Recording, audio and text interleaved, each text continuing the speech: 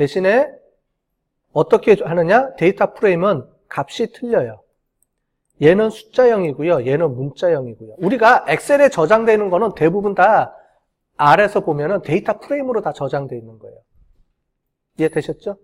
문자 숫자가 섞여 있으니까. 그죠? 걔를 갖다가 쓰는 거예요. 근데 문자형은 정리가 되는데 팩터라는 걸로 이제 정리가 됩니다. 팩터. 팩터는 요인입니다. 요인. 그래서 얘를 저장하는 방법을 우리가 보도록 하겠습니다. 나중에 한번 정리를 다시 해볼게요.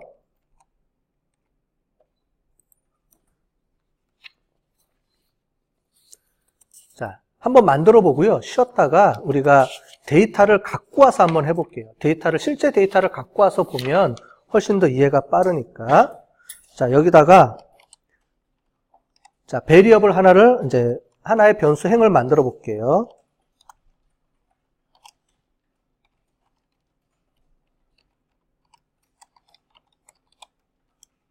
자,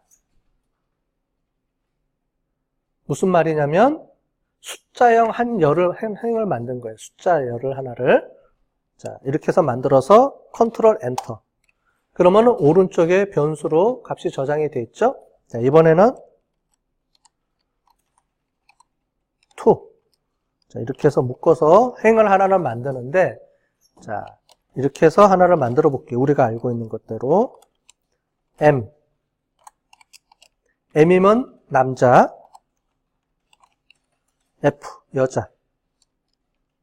대문자로 갑시다. 총 4개를 만들었으니까 밑에도 4개를 만들어주는 게 필요하겠죠? 그래서, F,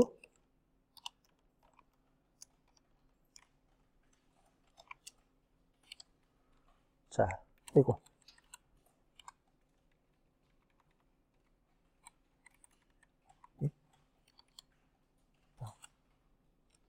자, 에러가 뜨면 여러분들이 보시고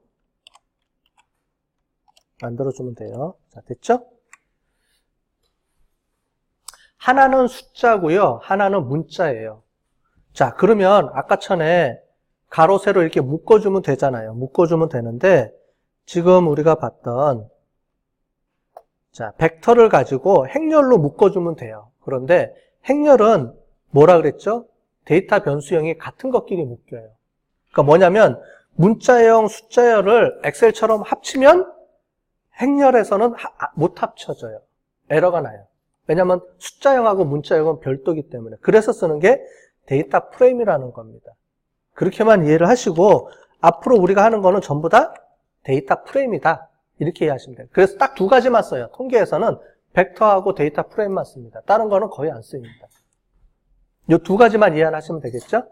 벡터는 그래서 한 열 하나씩 빼서 쓸 때는 벡터고 그걸 묶어서 파일로 한꺼번에 통째로 관리하고 싶을 때 쓰는 게 데이터 프레임. 그냥 이렇게만 이해하시면 되겠죠? 그래서 얘를 저장할 때는 이렇게 저장합니다. 팩터로 이렇게 저장을 해볼게요. 팩터로. 그래서 데이터 벡터하고 그 다음에 팩터라는 개념이 있으면 팩터는 조금 이따 다시 또 설명을 해줄게요. 얘를 2개를 쓸 때는 이렇게 쓰는 겁니다.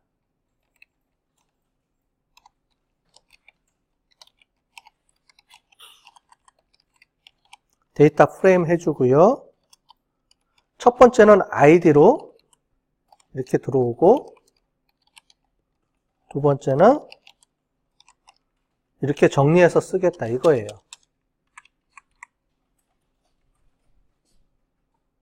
얘는 지우고 다시 한번 찍어 볼게요. 화면에.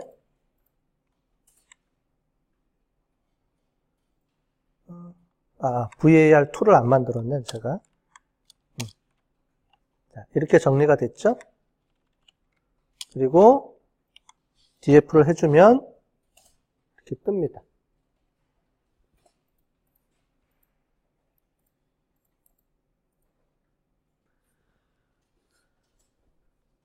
자, 설명을 드리자면 바1이라는 거는 숫자형 벡터로 하나 만들었죠? 자, 바2는 문자형 벡터인데 문자형하고 숫자형, 나중에 이제 팩터라는 걸로 좀 그동안 설명을 드릴게요. 어쨌든 숫자형 벡터와 문자형 벡터를 만들어서 저장을 하는데 숫자 문자니까 얘가 문제가 생기겠죠. 그래서 얘를 데이터 프레임이라는 걸로 저장을 하는 겁니다. 이렇게 앞에다 이렇게 선언해 주는 거예요. 얘는 팩터로 설정해 주세요. 데이터 프레임이라는 걸로 만들어 주세요. 이렇게 선언해 주는 거예요. 그 뒤에 값인데 뭐예요? id라는 거를 이렇게 만들어 주죠. 그러면 결과적으로 밑에 보시는 것처럼 설명, 변수 이름을 붙여준 겁니다.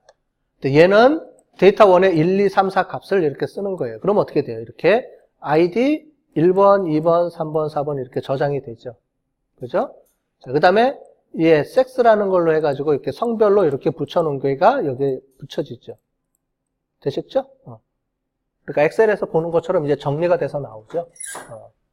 그래서 이렇게 정리해놓고 씁니다.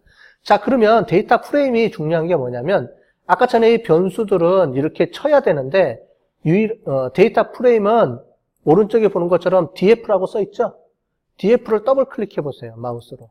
그러면 이렇게 화면에 출력이 되죠. 엑셀처럼. 왜? 보이시죠? 아니면 명령어로 치려면 어떻게 치면 되느냐? 뷰하고 df라고 쳐도 돼요. 명령어를 쳐도 되고 마우스로 요거는 더블 클릭해도 되고 상관없어요. 두 개 하면은 이렇게 데이터 프레임이 이렇게 화면에 엑셀처럼 이렇게 보이죠.